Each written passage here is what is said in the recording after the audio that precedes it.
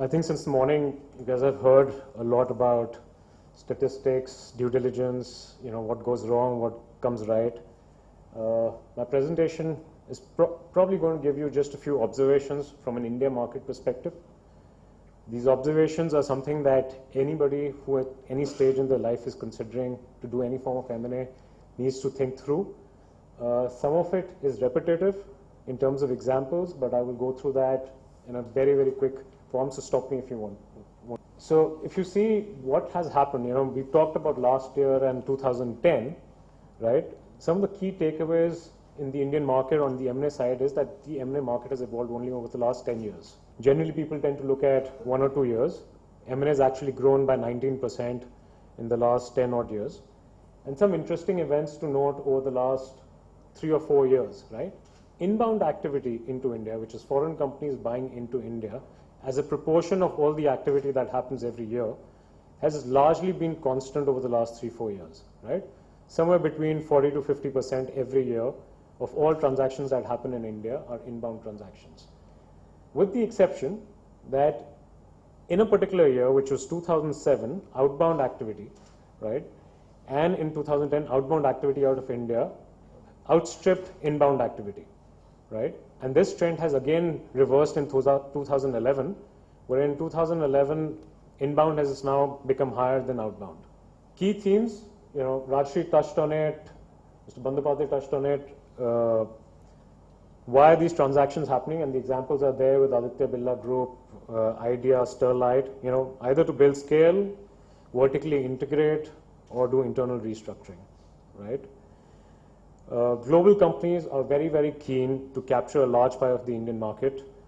They want to enter India, build market leadership positions. This causes a certain amount of scarcity of assets in India. Pharma is a key sector, where scarcity of assets has been a key area, and that's why you see unprecedented valuations playing out.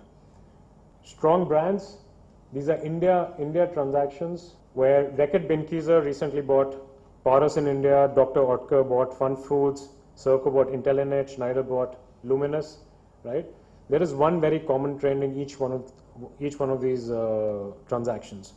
Either it's because of client relationships, either it's because of brands, or just an attractive product portfolio, which fills certain gaps in the Indian environment, right?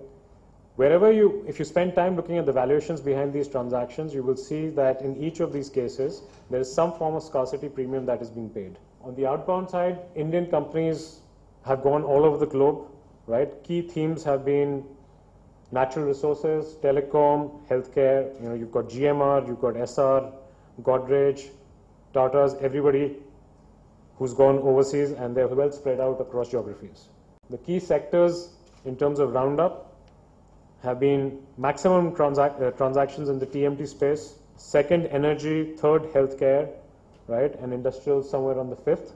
The key takeaway that I would like to give you guys is that if you analyze all the analysis that actually Grant Thornton and everybody does in the market, what is M&A defined as in India? M&A is actually defined by all the large groups who are doing transactions overseas.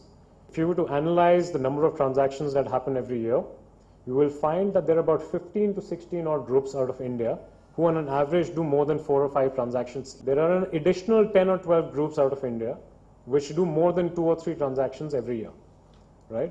So approximately 100 odd transactions every year are concentrated somewhere between 18 to 25 groups, right? And then the balance, there are about 25 groups which do 2 transactions, and the balance are 1 transaction each, or once in a while.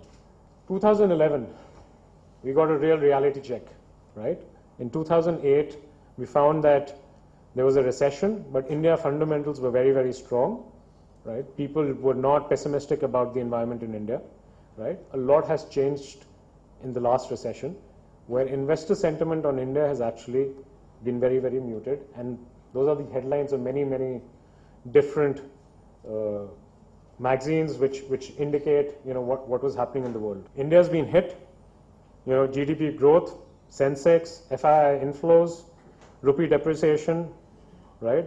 You name it, and this time the pressure has really been felt as far as M&A is concerned. Slow reforms, high level of corruption, scams, investors are staying away. This is the reality check of 2011. How did this all impact M&A in India in 2011, right? If you see, inbound activity into India was the least affected, right? So the fundamentals of India in terms of people wanting to come here, doing business, are still very much intact. Inbound activity was down only by 14%, versus the overall M&A in India being down by 51% in 2011.